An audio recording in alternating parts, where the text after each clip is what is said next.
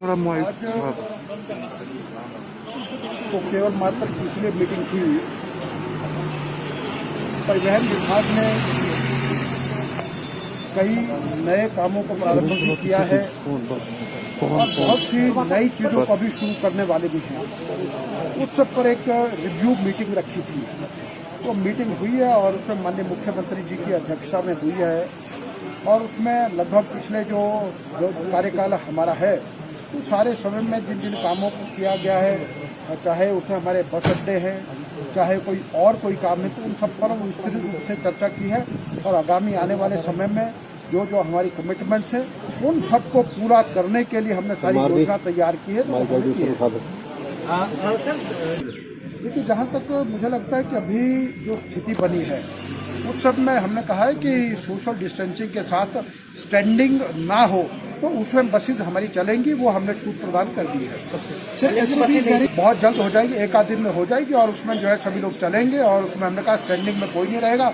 बाकी सब बातों का ध्यान रखते हुए और जो सामाजिक दूरी के नियमों का भी पालन करते हुए सैनिटाइज करना, बार बार हाथ धोना, मास्क पहनना, इन सारी बातों का ध्यान रखना और बसेज को सैनिटाइज करना, तो इन सब बातों का ध्यान रखते हुए जो बाकी ऑपरेशन चलेगा। निश्चित रूप से उसके लिए तो जयराम ठाकुर जी की सरकार प्रारंभ से लेकर के ही चिंतित है और इसीलिए हिमाचल प्रदेश देश का एक पहला ऐसा राज्य रहा जिसने परिवहन के क्षेत्र को प्रारंभ में ही जो पीजीटी है, टोकन टैक्स है, उस सब पर पहले ही छूट प्रदान कर दी थी और वो वेव ऑफ किया है।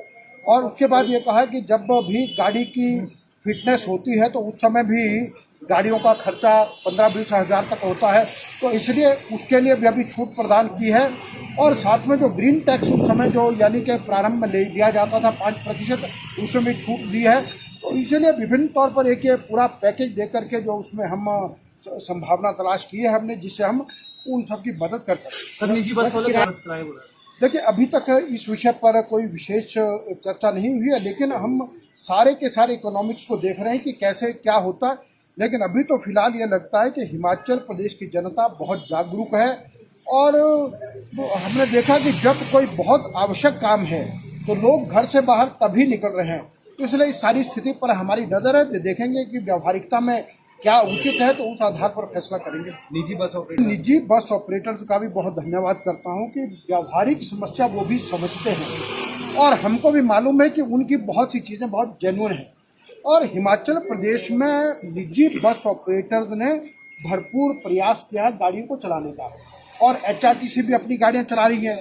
लेकिन अभी तक जो हमको लग रहा है कि अभी तक भी गाड़ियों में रश नहीं आ रहा है।